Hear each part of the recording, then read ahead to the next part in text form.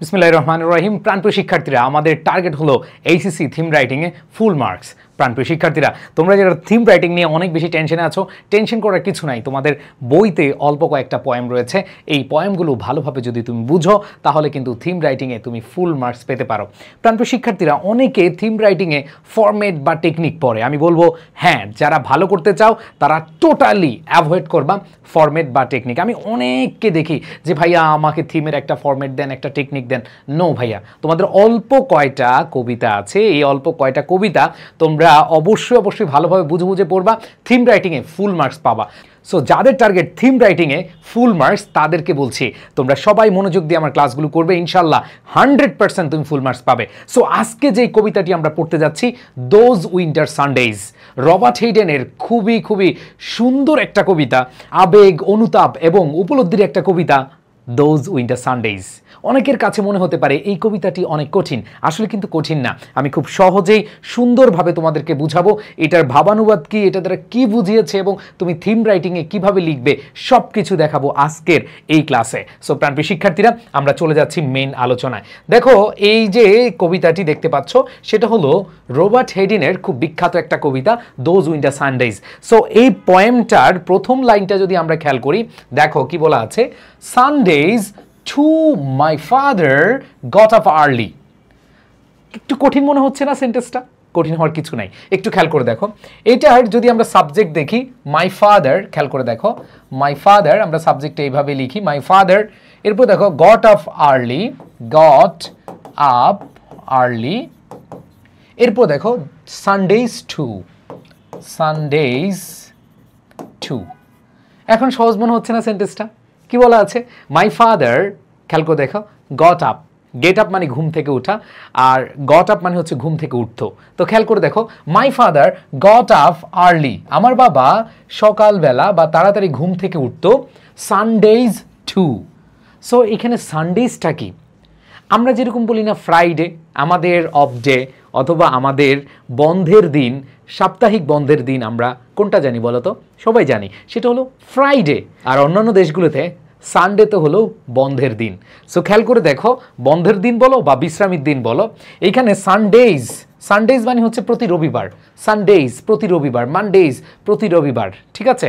তো এখানে বলেছে my father got up early Sundays too, তার মানে হলো আমার বাবা ঘুম থেকে তাড়াতাড়ি উঠতো সানডেজ টু, মানে বিশ্রামের দিনেও বা বন্ধের দিনেও। এখানে বন্ধের দিন বা বিশ্রামের দিন বলতে কাকে বুঝিয়েছে? রবিবার, প্রতি রবিবারের কথা বলেছে, যে প্রতি সপ্তাহে তো কাজ করে, বিশ্রামের দিনও আমার বাবা কি ঘুম থেকে উঠতো তাড়াতাড়ি। তার মানে এই লাইনটায় আমরা যেটা বুঝলাম সেটা হলো যে বিশ্রামের দিনে তিনি বিশ্রাম নিতেন না, তিনি চাইলেই ঘুমিয়ে থাকতে পারতেন, তাই না? তো তিনি সেই কাজটা করতেন না, তিনি হচ্ছে পরিশ্রম, কর্তব্যবোধ ও নিঃস্বার্থ ভালোবাসার এখানে পরিচয় দিয়েছেন। তার মানে বাবা ওই বিশ্রামের দিনও কিন্তু বিশ্রাম নেননি, তিনি পারতেন শুয়ে থাকতে, একটু বেশি ঘুমাতে আর একটু বিশ্রাম নিতে, কিন্তু তিনি সেদিন ঘুমাননি। সো এখানে আমরা যে জিনিসটা দেখলাম, এখানে মাই ফাদার হচ্ছে সাবজেক্ট, সো এখানে মাই ফাদারের পরে গট আপ, এখানে গট, এখানে ভার্ব। সো গেট আপ বা গট আপ, এটা হচ্ছে গেট আপের পাস্ট ফর্ম, তার মানে ঘুম থেকে উঠা, আর্লি, আর্লি মানে তাড়াতাড়ি।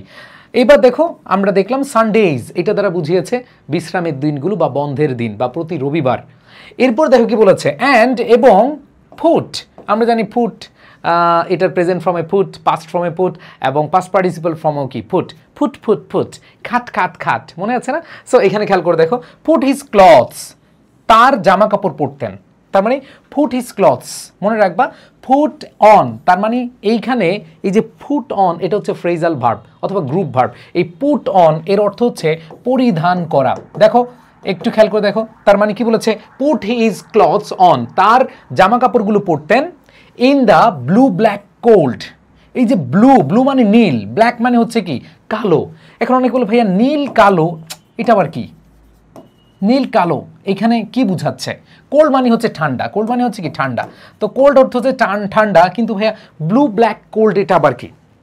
ব্লু ব্ল্যাক কোল্ড দ্বারা তীব্র ঠান্ডা বুঝাচ্ছে।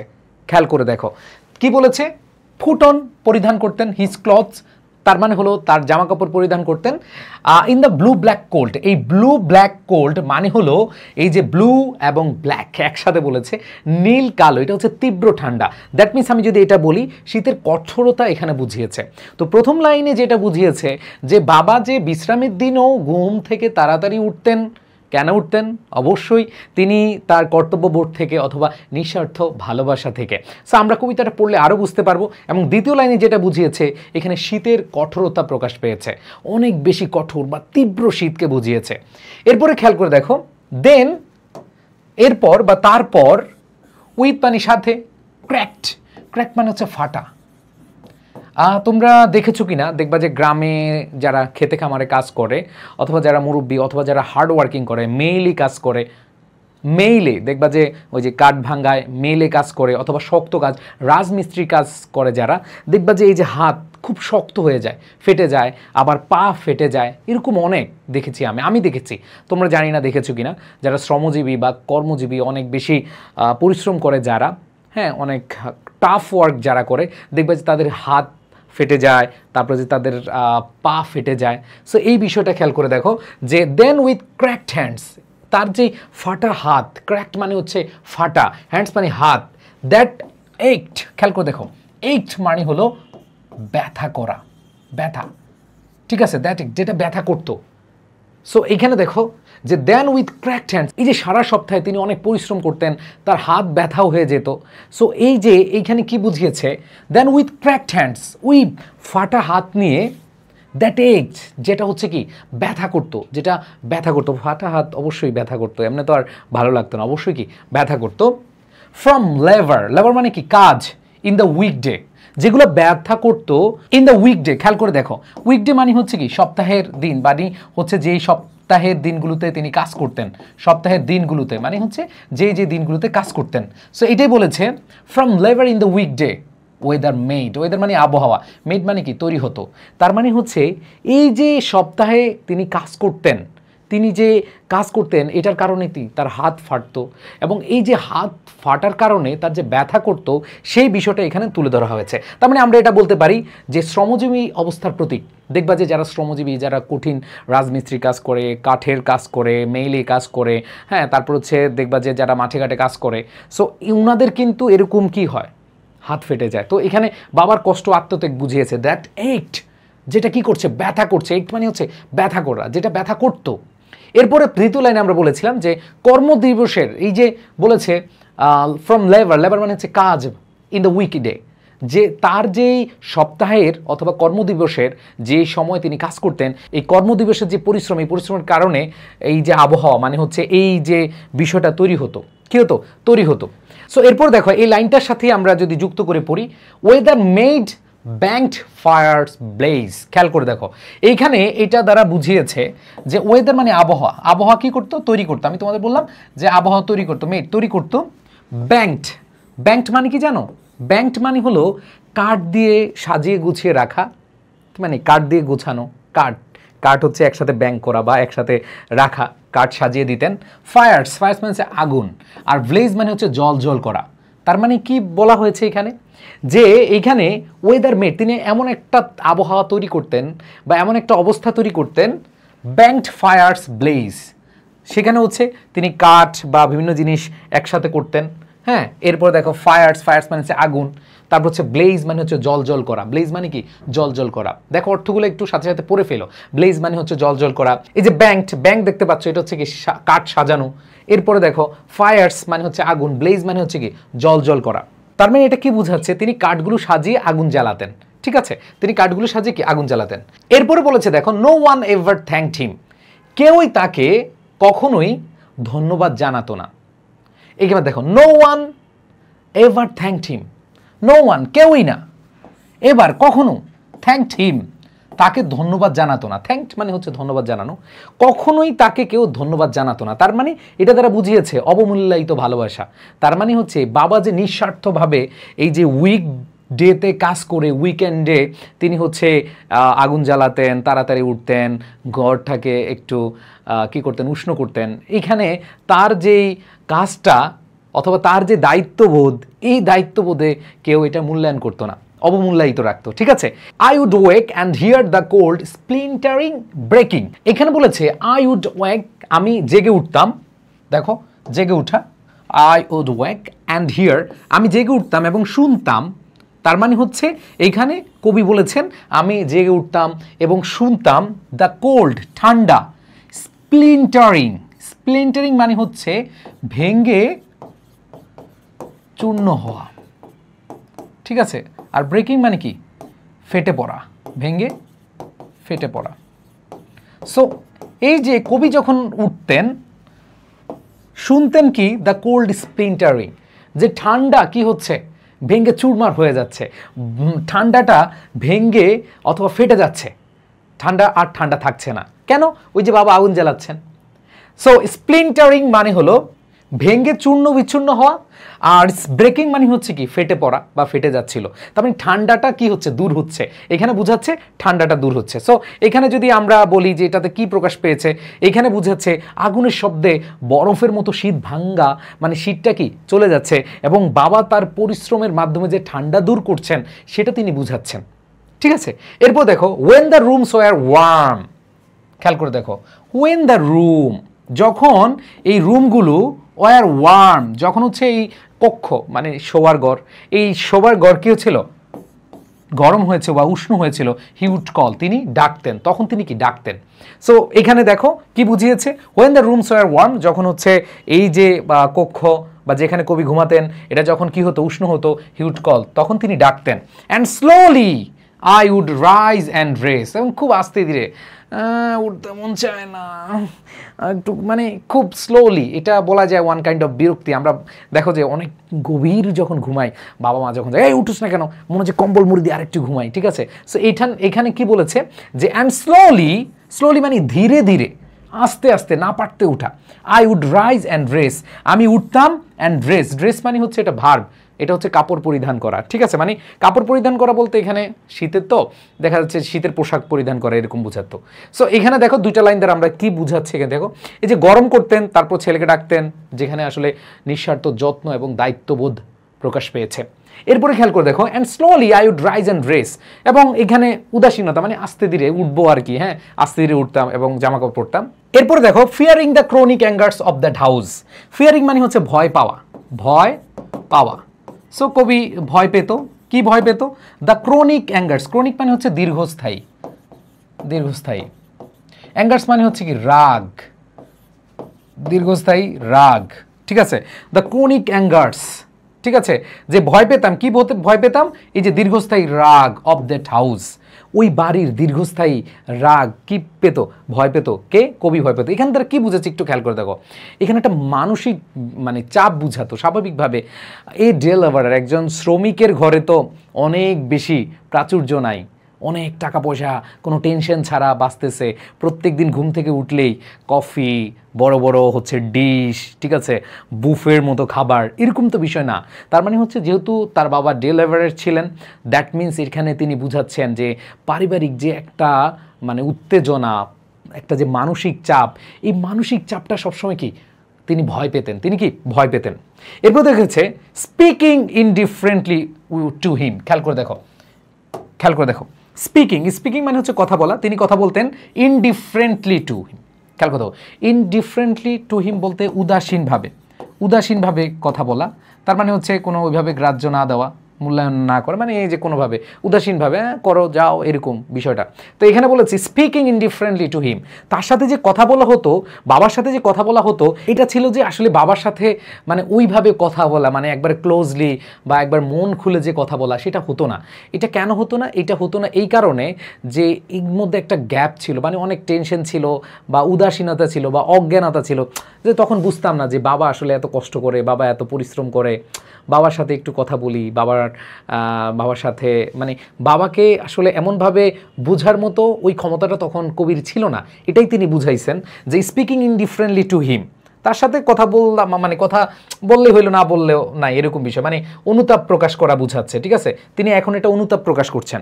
এরপর বলেছে who had driven out the cold, যিনি ড্রাইভ অ্যান্ড আউট মানে কি, ড্রাইভ অ্যান্ড আউট মানে হচ্ছে দূর করে দেওয়া, যে তিনি দূর করেছিলেন, যে ঠান্ডাকে যিনি দূর করেছিলেন, মানে এখানে ঠান্ডা বলতে শুধু ঠান্ডা না, একটা ফ্যামিলির প্রত্যেকটা বিষয় যিনি কি করেছেন, তার মতো করে সমাধান করেছে, প্রত্যেকটা সমস্যা যিনি সমাধান করেছেন। শুধু ঠান্ডা না, এখানে ঠান্ডা বলতে যে তিনি ঠান্ডাটাই মানে উষ্ণ করেছেন এরকম বিষয় না, এখানে বোঝানো হয়েছে যে স্পিকিং ইনডিফারেন্টলি টু হিম, তার সাথে মানে উদাসীনভাবে কথা বলতাম, ঠিক আছে। এরপরে বলেছে who had driven out the cold, যিনি আসলে শীতকে কি করছে তাড়িয়ে দিয়েছিলেন। এইখানে এটা বুঝিয়েছে যে যিনি সবার জন্য কাজ করতেন তার সাথে আসলে ওইভাবে কথা বলা হতো না, এটা অনুতাপ প্রকাশ করেছেন। মানে এটা তিনি খুব মানে খারাপ লাগতেছিল এখন কবির, ঠিক আছে, এটা তিনি প্রকাশ করছেন এই কবিতার মাধ্যমে। And polished my good shoes as well, দেখো এইখানে খেয়াল করে দেখো, অ্যান্ড পালিশ আমরা বলি না জুতা পালিশ, জুতা পরিষ্কার করা, মাই গুড শুজ আমার ভালো জুতাগুলো অ্যাজ ওয়েল, যিনি শুধু ঠান্ডায় বা ঠান্ডাতে উষ্ণতা ছড়াতেন না, তিনি হচ্ছে আমার জুতাগুলো মুছে দিতেন, পরিষ্কার করে দিতেন। দেখো বাবা যাদের আছে, মানে এই পৃথিবীতে যাদের বাবা আছে তারা অনেক ভাগ্যবান। এবং তোমরা এখানে যারা আছো, যারা আমার ক্লাস দেখছো, একটু চিন্তা করে দেখো যে মা বাবার মতো এত সুন্দর ব্লেসিং এই পৃথিবীতে নাই কিন্তু, তাই না? সো আমরা আসলে বাবা মাকে জীবদ্দশায় কিন্তু মূল্যায়ন করতে জানি না, বা অনেক সময় আমরা মানে বুঝতেই পারি না যে এই মানুষগুলো আমাদের জন্য কত পরিশ্রম করে। দেখো এই যে এইখানে যে স্পিকিং ইনডিফারেন্টলি টু হিম, দেখো তোমার লাইফে তুমি সবচেয়ে বেশি মানে হচ্ছে উদাসীনভাবে যে মানুষটার সাথে কথা বলেছ সে তোমার হয় বাবা, তাহলে অথবা তোমার মা। দেখবা যে খাইতে বলছে হ্যাঁ যাও তো, ভালো লাগে না, ডিস্টার্ব করে না, তাই কোনো ভালোর জন্য তোমাকে যখন বলছে তুমি এটা কী করেছো, জাস্ট একটু রিয়েলাইজ করে দেখো না যে এই পৃথিবীতে মানে এই দুইজন ছাড়া তাদের চেয়েও কি অনেক আপন কেউ আছে? যদি থেকে থাকে এটা মেকি, এটা ফেক। দেখো এই যে আমি আমার বাবাকে হারিয়েছি সেই প্রায় অনেক বছর হয়ে গেছে, 20 বছর 21 বছর হয়ে গেছে। সো আই ফিল দ্যাট যে বাবা অনেক অনেক বেশি ইম্পর্ট্যান্ট একটা লাইফে। দেখো আমি ছোটোবেলায় যখন বাবাকে হারিয়েছি অনেক সময় নিজে ভুল সিদ্ধান্ত নিয়ে ফেলেছি, মানে কারোর সাথে যে একটু কথা বলবো, মানে হচ্ছে যার সাথে মানে এই জিনিসগুলো বললে না আমার আসলে খুব মানে আই ফিল ভেরি ইমোশনাল। মানে ব্যাপারটা হচ্ছে কি, তোমরা যাদের বাবা মা আছে আমি তোমাদের বলবো যে এখানে বইয়ের ভিতরে যে কবিতাটা আছে এই কবিতাটা যদি ফিল করো যে আসলেই আমাদের জীবনে বাবার গুরুত্ব, আমরা অনেকেই বাবা যে এত কষ্ট করে এত পরিশ্রম করে, দেখো তোমরা না মানে তোমরা না আমরাও হয়তো, আমি আমার বাবা থাকলেও হয়তো এই রিয়েলাইজেশনটা হয়তো করতাম না। বাট একটা জিনিস চিন্তা করো না যে এই যে মানুষটা কত পরিশ্রম করে আমাদের লাইফে, মানে আপন বন্ধু বলো আপন মানুষ বলো, যে একটা বাবা না থাকলে মানে তুমি অনেক কিছুই বুঝবা না। যে আমি নিজে রিয়েলাইজ করি যে একটা সিদ্ধান্ত নিব, একটা মানে কোনো একটা জায়গায় বিপদে পড়েছি যে কারোর সাথে একটু মন খুলে শেয়ার করবো, কেউ একজন দাঁড়াবে, এই জায়গাটা কিন্তু বাবা ছাড়া হয় না। সো এটা বড় একটা ভাগ্যের বিষয় তোমাদের যাদের বাবা আছে মা আছে। সো আমার বাবা মা কেউ বেছে নেই। আই ফিল দ্যাট যে আসলে একটা মানুষের জীবদ্দশায় তার বাবা মা থাকলে যেই পরিমাণ স্বস্তি থাকে, যেই পরিমাণ আসলে মানে অনেক ব্যাপার সহজে যায়। আসলে সরি আমি ব্যাপারটা বুঝাতে গিয়ে হয়তো একটু হয়ে গেছি। তো তোমাদের বলবো যাদের বাবা মা আছে জাস্ট ফিল দ্যাট তারা তোমার জন্য কি করেছে, একবার ছোট থেকে চিন্তা করো যে তারা তোমার জন্য কি করেছে। এতটুকু যদি তুমি ফিল করো না তাহলে কোনো ব্যাপার না ভাইয়া, এই জীবনটা অনেক সহজ। তুমি অনেক বিপদে পড়েছো, অনেক টেনশনে পড়েছো, তুমি অনেক বেশি মুসিবতে আছো, তোমার মধ্যে জাস্ট কি করবা না করবা বুঝতে পারছো না, জাস্ট শেয়ার উইথ দেম।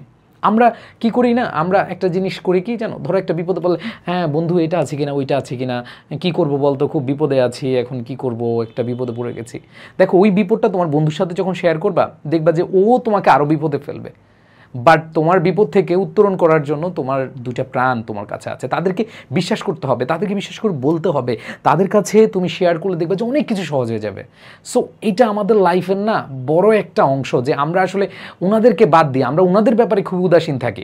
সবার ক্ষেত্রে মনে হয় যে খুব আপন বন্ধু, মানে এরকম হয় কি অনেকের বিএফ বেস্ট ফ্রেন্ড, অনেকের মানে জাস্ট আমি আমি আমি তোমাদের বলবো এই জায়গাগুলো তোমরা খুব স্ট্রিক্ট থাকবে। এই বয়সে কোনোভাবেই কোনো সম্পর্কে তোমাদের এখনও ওই সিদ্ধান্ত নেওয়ার হয় না। এরকম জায়গা থেকে তোমরা যে কোনো বিষয় বাবা মার সাথে কী করবা, শেয়ার করবা। এটা করলে দেখবা যে তোমার লাইফটা অনেক সুন্দর, তুমি অনেক সুন্দর সুন্দর সিদ্ধান্ত নিতে পারছো, তুমি ভুল পথে যাবা না। সো ভাইয়া আপুরা তোমরা যারা আমার ক্লাস করো, আমি তোমাদের বলবো যে আমাদের এই পৃথিবীতে আসার একমাত্র উসিলা আমাদের বাবা মা, আল্লাহ রাব্বুল আলামিন আমাদেরকে পাঠিয়েছেন তাদের উসিলায়। সো তাদের চেয়ে আসলে আপন কেউ হতে পারে না, সেই জিনিসগুলো মাথায় রাখবা। হ্যাঁ, সো যাই হোক, এটা বুঝাতে গিয়ে আমি বললাম যে যিনি আমাদের শীতকে মানে শীতকে তাড়িয়ে দিয়েছেন, ড্রাইভেন আউট মানে কি তাড়িয়ে দেওয়া, যিনি আমার জুতাগুলো পরিষ্কার করছেন বা করতেন, ঠিক আছে, এই জিনিসটা বোঝাচ্ছে মানে নিঃস্বার্থ পিতৃস্নেহ। বাবা তার ছেলে জুতা পরিষ্কার করছে, ঠান্ডাকে উষ্ণ বানাচ্ছে, তার পড়াশোনার খরচ, তার খাবার খরচ সব কিছু মেনটেন করার জন্য অনেক পরিশ্রম করছে। এগুলো আসলেই হচ্ছে মানে নিঃস্বার্থ। What did I know of love's austere and lonely offices. খেয়াল করে দেখো, what did I know of love, এখানে দেখো এটা তারা কী বুঝিয়েছে, যে আমি কি জানতাম, আমি কি ভাবতাম, তার মানে এটা আফসোস বুঝাচ্ছে, অনুশোচনা বুঝাচ্ছে।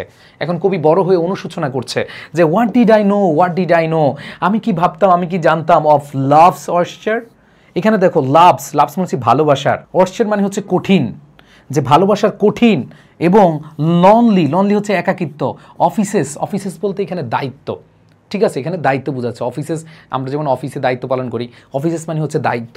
সো এখানে বলেছে হোয়াট ডিড আই নো, আমি জানতাম, আমি কি জানতাম, আমি কি ভাবতাম, লাভ চর্চার এই কঠিন ভালোবাসা অথবা ভালোবাসার কঠিন অবস্থা, অ্যান্ড লনলি অফিসেস, এবং এই যে একাকী দায়িত্ববোধ, এই যে ব্যাপারগুলো আমি কি জানতাম, আমি কি বুঝতাম যে ভালোবাসার এত কঠিন ও একাকী দায়িত্বশীল, এই দায়িত্বশীল অবস্থা যেটা বাবা হচ্ছে কি করেছেন, পালন করেছেন।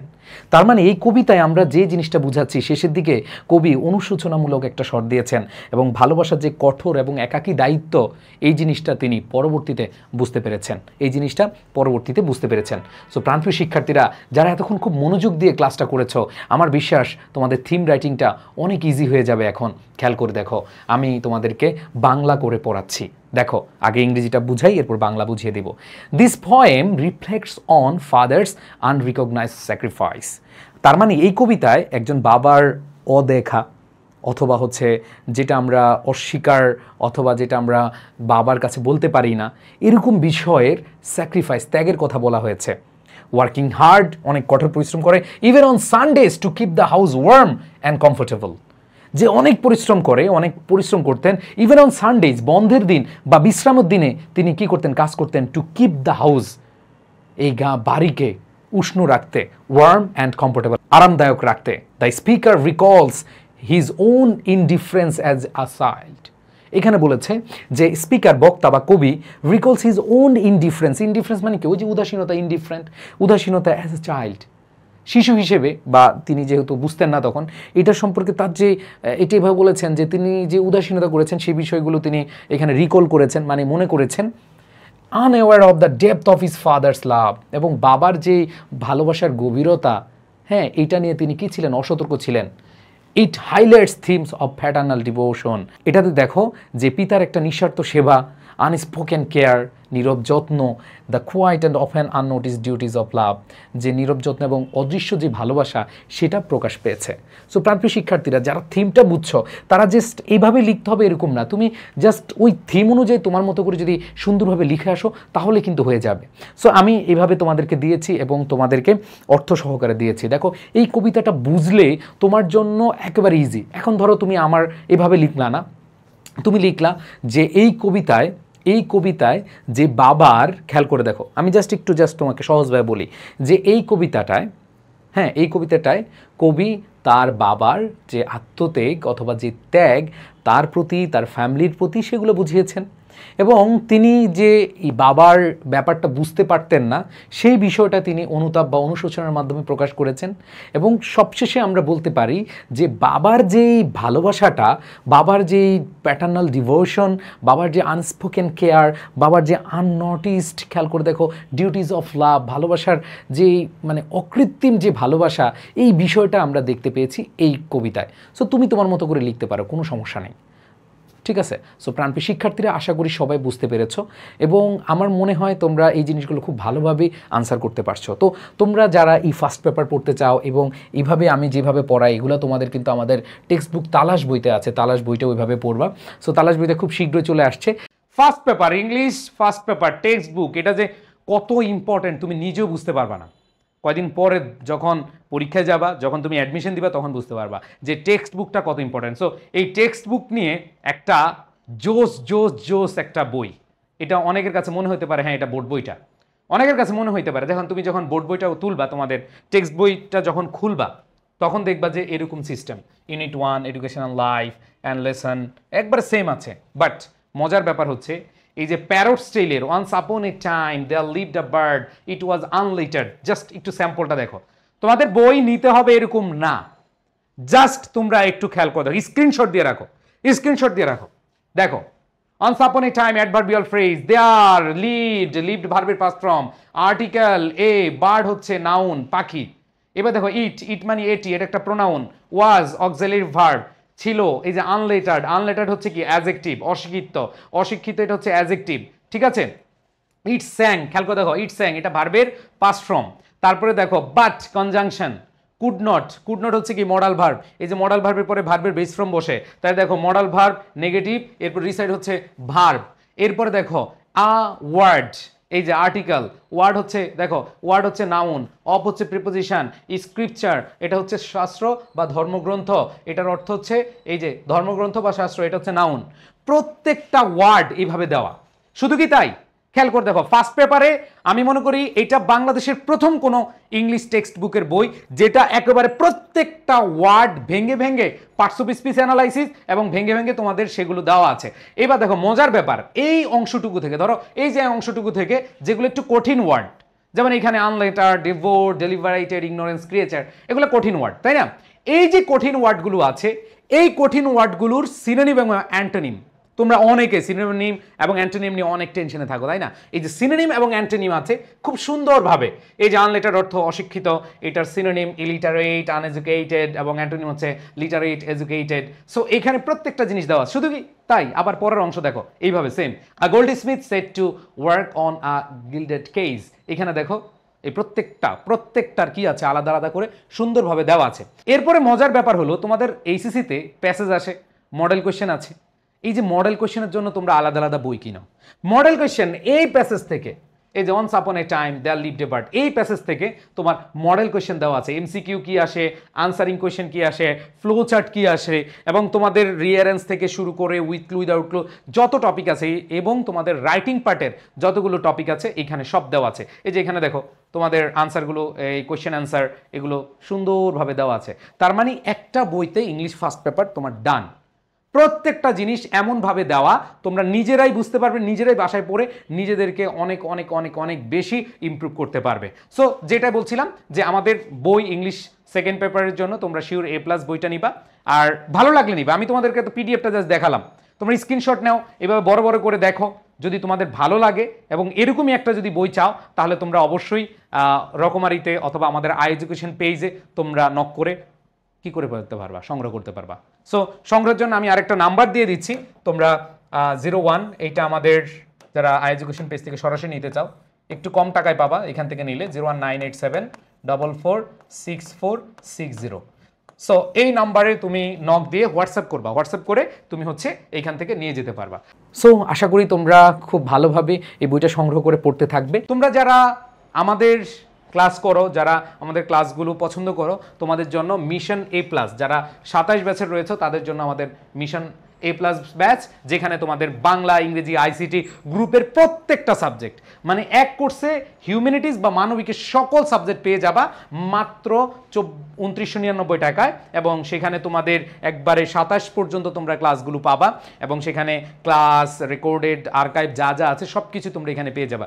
ঠিক তেমনি যারা কামব্যাক করতে চাও, এসএসসি 26 কিন্তু কামব্যাক করতে চাও, তোমরা অনেকে আছো সময় নষ্ট করে দিয়েছো, এখন বুঝে উঠতে পারছো না কিভাবে শেষ করবা, তোমরা আবার নতুনভাবে শুরু করতে পারো, নতুনভাবে আমাদের এই যাত্রা শুরু করতে পারো। আমাদের এই নতুন কোর্সটি শুরু হবে তোমাদের গ্রুপ সাবজেক্টের প্রত্যেক সাবজেক্টের রেকর্ডেড এবং লাইভ শো, আমাদের এই কোর্সটি মাত্র 2499 টাকায় ডিসকাউন্টে ভর্তি হতে পারবা। যে যত তাড়াতাড়ি ভর্তি হতে পারো, জাস্ট এডুকেশনের পেজে নক দিবা, পেজে নক দিয়ে হচ্ছে ভর্তি হয়ে যাবা। এখন অনেকে বলে ভাইয়া আমাদের কমার্সের জন্য কিছু নাই, এই যে যারা কমার্সের রয়েছে তোমাদের কমার্সের জন্য বাংলা, ইংরেজি, আইসিটি, অ্যাকাউন্টিং, ম্যানেজমেন্ট, ফিনান্স, যেগুলো যেগুলো আছে মার্কেটিং সব কিছু পেয়ে যাবা। সাথে তোমাদের অনেকের অর্থনীতি আছে, এই অর্থনীতি তোমরা পেয়ে যাবা লাইভ ক্লাস 25টি, এবং এই ক্লাসে তোমাদের ফার্স্ট পেপার সেকেন্ড পেপার প্রত্যেকটা ক্লাস আমরা এমনভাবে অ্যানালাইসিস করে পড়াবো যেন তোমরা নিজেরাই কামব্যাকের গল্প তৈরি করতে পারো, এবং তোমাদের এই কামব্যাকের গল্পে আমরা তোমাদের সারথি হিসেবে থাকতে চাই।